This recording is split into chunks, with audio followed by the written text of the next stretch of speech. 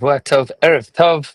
Today is the 16th day, or at least was the 16th day of the month of Av, and we are up to Daf Yud Beis Amud Aleph, which makes us officially 3 weeks into learning Amud Yomi, and hoping that everybody is enjoying and learning and growing from the experience. Baruch Hashem, I know that I certainly am, but big shakach and hakar satov to everybody for learning along with us.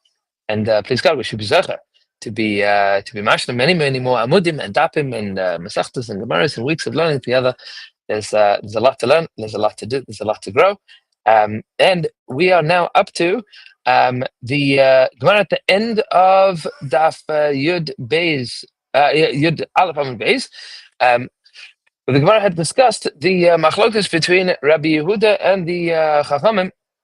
Rabbi Yehuda and Rabbi Meir, with regards to how much a person is expected to mess up in terms of taking into account time periods. And we are up to the second interpretation of Abaya. Igad Amri, those that say that the opinion of Abaya is as follows. Amar Abaya says, Kshetim Salamer, what you want to say is that L'divrei Rabbi Meir, according to Rabbi Meir, Adam Tayo Mashu, a person can make a mistake up to like a tiny amount of time. Meaning, we assume that in general people know what the time is. You might make a little bit of a mistake. L'divrei Rabbi Yehuda, according to Rabbi Yehuda, Adam Tayo Shao Mashu, a person will make a mistake up to an hour and a little bit. How does that work? L'divrei Rabbi Meir, Adam Tayo Mashu, according to Rabbi Meir, a person can make a mistake just a little bit. What time of day did the event occur? Maybe it happened at the end of the second hour of the day or the beginning of the third hour of the day. Meaning there's a couple of minutes in between. And one of them is making a mistake up to like a couple of minutes. A couple of minutes mistake, that is considered to be normative. According to the opinion of Rabbi Yehuda, a person will make a mistake even up to an hour and a bit. What time of day did the event actually occur? Maybe at the end of the third hour, the beginning of the fifth hour. And one of them is making a mistake, says the top of Yud Beis. One of them is going to make a mistake up to an hour and a bit, meaning an hour and a couple of minutes to get you past the next hour mark. That's a little bit, and then a full hour to get you to the next hour mark. So one that says 3 and one that says 5. According to Rabbi Yehuda, it's an hour and a little bit in between. Now the Gemara is going to tell us that this Maisa, this pshat of Abai was told over to Rav, and Rav disagreed. Also, Rav Huna Bereder Rav Yehuda said, Rav Huna, the son of Rav Yehuda, went. Amr Lishmatze Kame the Rav, and he said this teaching of Abai in front of Rav. Amar Rav said,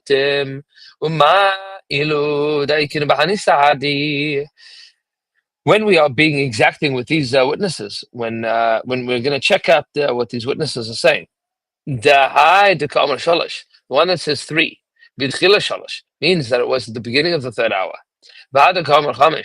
And the one that said 5, maybe that means that it was the end of the fifth hour. That would make it into a contradictory testimonies, and then we would not put the guy to death.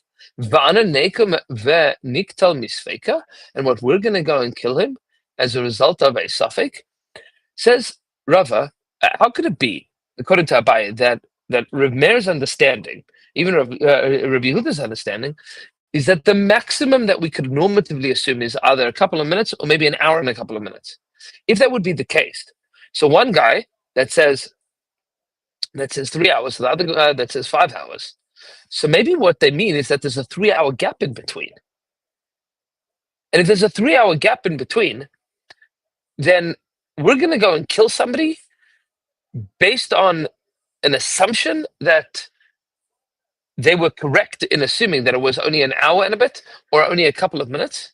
Meaning, we have a halacha, and we're going to see this in a moment. V'rachmana Amar, the Torah tells us, v'shaftu ha'eda, that you have to judge the congregation, meaning the murderer within the congregation, v'tzilu ha'eda, and there is a chiv mid'oraisa to find any way to save a person from the death penalty.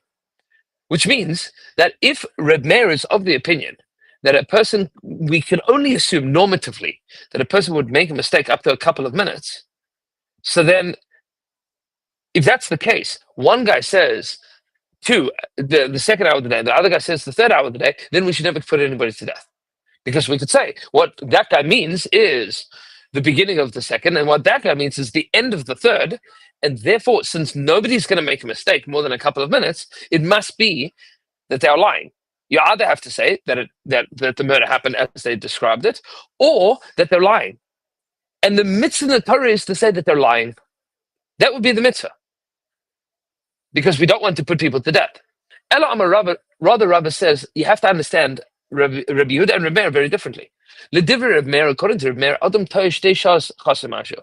According to Rabbi Meir, it's normative for a person to make a mistake up to around 2 hours, a little less than 2 hours. L'divrei Rabbi Meir, according to Rabbi Meir, Adam Toish Shalosh Chasem Asher. A person could make a mistake up to 3 hours minus a little bit. How does that work? According to Rabbi Meir, a person would make a mistake up to 2 hours minus a little bit. What time did the event occur? Maybe it happened at the beginning of the second hour, but so shalosh, or maybe up to the end of the third hour. Meaning, you have to assume for Rabbi Meir that is a normative span where a person would make a mistake. And if the murder happened any point in time, from the beginning of the second hour to the end of the third hour, we're going to assume, that's what Ramir is saying, we're going to assume that that is an accurate testimony. That is normative testimony, not that nobody would make a mistake more than a couple of minutes. No, people make mistakes up to 2 hours. That is a valid testimony. Otherwise, you'd be in violation of putting a person to death based on an incorrect assumption. And one of the witnesses is making a mistake up to 2 hours minus a couple of minutes, meaning, or alternatively, each of the witnesses is making a mistake for under an hour. That's an interesting question. Why don't we say that both of them are making a mistake up to 2 hours? That's an interesting question, meaning only one of them is going to make a mistake? Apparently, yeah. We're not going to assume that two people are going to make such an egregious mistake. That seems to be what we're saying at the moment, and we're going to refine that in a couple of minutes. Well, Divrei Rabbi Yehuda, according to the opinion of Rabbi Yehuda, Adam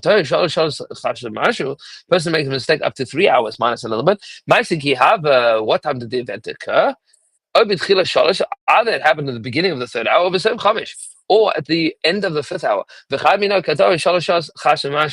one of them is going to mistake up to 3 hours minus a little bit, meaning you have a span of a little less than 3 hours where it's normative that a person would make a mistake. And now the Gemara is going to discuss the halachas of examining witnesses with regards to the time period that they are testifying about. Tonight, we have a Mishnah in Sanhedrin, that there are 7 chakiros, 7 interrogations, 7 questions of interrogation that the Beis Din has to ask each of the witnesses separately. And they are, Be'ezer Shavua, which is what year of the Shemitah cycle. Shavua means a week, but it also means 7, it means the Shemitah cycle. Which year of the Shemitah cycle is this taking place? Be'ezer Shana.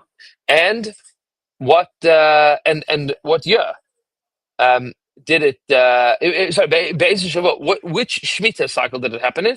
Be'ezer Shana, which year of the Shemitah cycle did it happen in? Be'ezer Chodesh, what month did it occur in? Bekama Chodesh, and what day of the month? Be'ezer Yom, what day of the week did it occur? Be'ezer Shah, at what hour of the day? Be'ezer Makam, and at which place?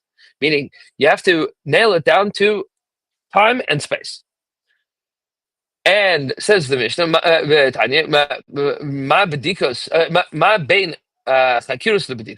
what is the difference between a chakira and an interrogation and bedika, a question? So the Gemara is going to say, the Mishnah says in Avgamina, chakiros, with regards to the interrogation questions, Amar echad mehem eni yodeh, one of them says, I don't know what day of the week it occurred. I don't know what time of day it happened. I don't know which Shemitah cycle it happened in, or what month it was in. Edusam betela, then the entire testimony is chucked out.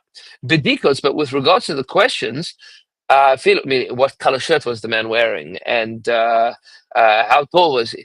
I feel even if both of them say we don't know, Edusam keyemes, the testimony could still stand. Meaning, missing that piece of information is not going to validate the testimony. Says the Gemara v'Havenim, we asked the question about it when we discussed this brisa. Why is it that with regards to the chakiros, you need them to have an answer, and you need those answers to be accurate? That a guy can say, I don't know, and it's not going to affect the quality of the testimony or the validity of the testimony. The Amrinan, and we explained Chakiras with regards to the Chakiras. Amar Echad mehem eni yodea. One of them says, I don't know.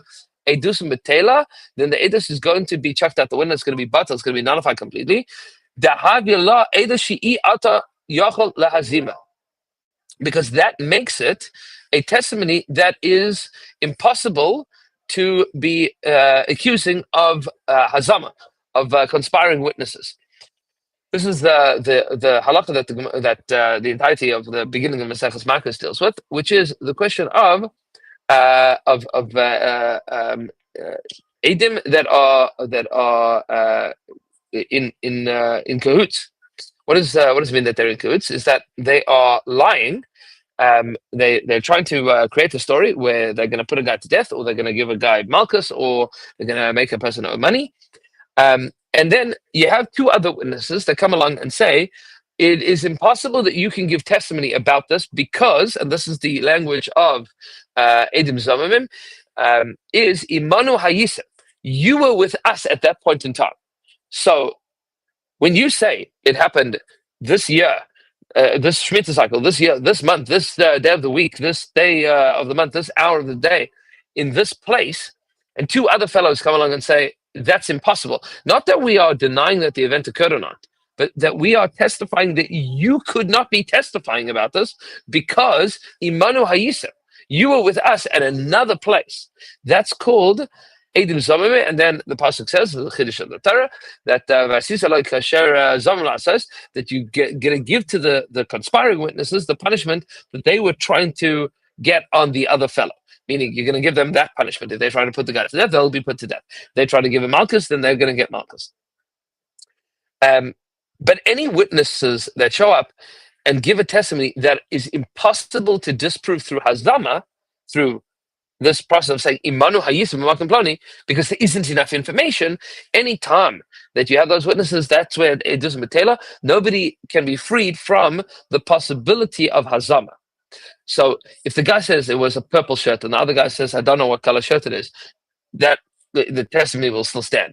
But if one of them says, I don't know what day of the week it happened, I don't know what time of day it happened, so then you check out the testimony, because that testimony is fundamentally impossible to argue against through hazama, through accusing them of conspiring, because you haven't provided enough information to be accused of conspiring. Says the Gemara, with regards to the questions, the cross-examinations, that is an edus she'ata yachol azima, you are still able to accuse them of being conspiring, because you could still say, Iman Hayizim, you were with us at that place. Now the Gemara is going to challenge us based on everything that we have said, or challenge what we've said based on all of this. And if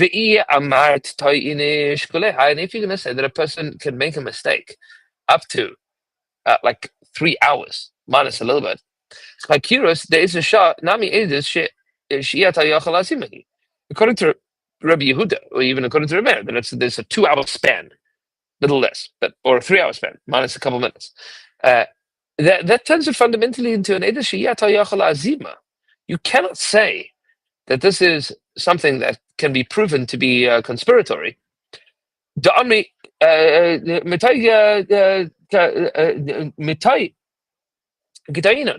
they'll say, no, we made a mistake for 3 hours. It happened at 2:00 in the afternoon. It happened, the 7th hour of the day. So, and two other witnesses say, no, it's impossible that it happened in the 7th hour of the day. You were with us at the 7th hour of the day. They said, no. But by the 7th hour, we mean the 9th hour. Meaning, we can make a mistake up to 2 hours, 3 hours of time. So that makes it a fundamentally impossible testimony. It makes it impossible to prove through Hazama, and therefore, how could you ever say that this testimony works? Says the Gemara, no. We give them the entire span of what is normative to make a mistake. Rabbi Yehuda, according to Rabbi Meir,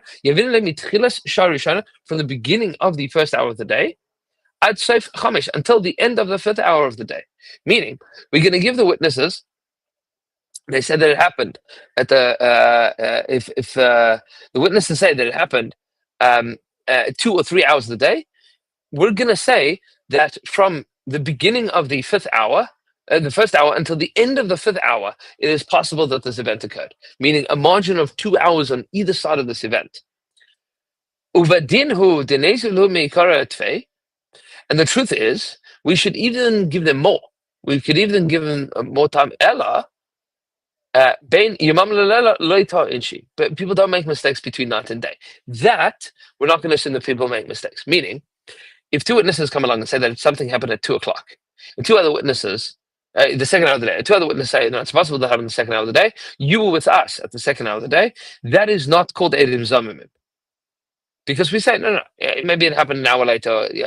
That we're assuming that people could make a mistake up to 2 hours in any direction, according to Rebbe. And the truth is, we could even give them more time. We could give them more time, except that nobody's going to make a mistake from nighttime to daytime. That would make it fundamentally impossible to make an Edim Zamimim. If people would get confused between night and day, that's not true. But if two witnesses come along and say, you were with us at 3 o'clock in the afternoon, and how could it be that you said that the murder happened at 3 o'clock in the afternoon? We'd say, okay, 3 o'clock in the afternoon doesn't necessarily mean 3 o'clock in the afternoon. You could be wrong. You could be wrong. It could mean 2 hours in any direction.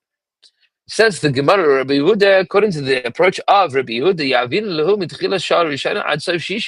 we're going to give a person from the beginning of the first hour, from 6 a.m., beginning of the day, until the end of the morning, 6 hours later. And logically, we would be able to say that we would even give him more than that. We'd even give him more. But people don't make mistakes between night and day so much. It either happened and either happened during the day. It says the Gemara, maybe we could even give them more. This is at the top of Yud Beis Beis, that we also don't assume that people make mistakes between morning and afternoon. Meaning, the time zone that you're in, according to Rabbi Yehuda, is the morning or the afternoon. Meaning, when we say Hazama, that's two witnesses are going to come along and they are going to testify that it's impossible that you made this mistake. It's impossible that you could be given this testimony because you were with us at that point in time. That could be true the whole morning. It could be true the whole afternoon. Nobody's going to make a mistake between morning and afternoon. Nobody's going to make a mistake between night and day. What comes out from this is that both according to Rebbe and according to Rabbi Yehuda, you end up with a much wider window that people are going to be making mistakes. And this is why both of them could make mistakes in either direction. But we're not going to assume that people are going to make a mistake from day to night or night to day or morning to afternoon or afternoon to morning. Those things are impossibilities. So what comes out for Rabbi Yehuda is that it's true. One of them could even make a mistake up to a little less than 3 hours. Another one could make a mistake a little less than 3 hours. And that would be a valid testimony. One of them says that it happened at 2 o'clock, the second hour of the day. The other one says that it happened in the fifth hour of the day. So we would assume that maybe that one means the first hour of the day, maybe that one means the 6th hour of the day. That's valid. That's totally valid. No problem. Because we go in both directions for each of them. That's fine. And according to Remer, we're not going to say that much. We're going to say 2 hours, a little less than 2 hours. So somebody says the beginning of the second hour. The other one says the end of the third hour. So that could, it could go a little more than a little less than 2 hours in either direction, but never crossing over from night to day or day to night, because that much would be that would be a clear either the conspiracy or that would be a lie. Rabbi Yosha points out, learning the sugya, that when we say V'shavto ha'eda v'tzilo ha'eda, there is an obligation for the Beis Din to save the murderer. So what that means effectively is that there is a mitzvah in the Beis Din to disagree with the status quo. There is a status quo. There's a chazaka. The chazaka is that two witnesses that show up at a Beis Din, we assume that they are telling the truth. That is the mitzvah of listening to two witnesses. So what is the Torah telling you, Ve'etzila Ida, is that you need to find a way to, interestingly, to be able to say that these witnesses are either mistaken or that they're lying. You have to find a way that to prove that what they say they saw is not what they saw. Which means what you're trying to effectively do is to remove their chazaka, to remove their cheskes kashrus, to say that these guys are clearly lying, that they are not telling the truth. And then there's an interesting question: would we apply the same rationale, the same logic when it comes to dine mamonos? Meaning, do we need to be concerned that maybe they're lying? Is that part of the mitzvah that the Torah is arguing? And arguably, there is no there is no mitzvah of Yitzilo either with regards to mamonos, but the defense in the case could make the argument of a raya. You need to prove to me that these guys know what time it was, meaning that they weren't making a mistake. Meaning, you might need to prove it to me. You're telling me that the two witnesses saw me borrowing money from you. So I'm going to say, how do you know that they know what time of day it is? You would need to prove it the other way around, and that would be the din of Hamatzi Mechaver Olav Araya. Effectively, both according to Rebbe and according to Rabbi Yehuda, the time zone that we're talking about might end up severely impacting whether or not testimony is admissible in Beis Din. And Be'ez Hashem Yisbarach, we will continue with the sugya. And getting back to some of the chametz and matzah questions about what time a person is going to burn the chametz, that'll be tomorrow, Be'ez Hashem Yisbarach at 6:15 a.m. Looking forward to seeing everybody there. Everybody should have a Shavuot Tov and a beautiful evening.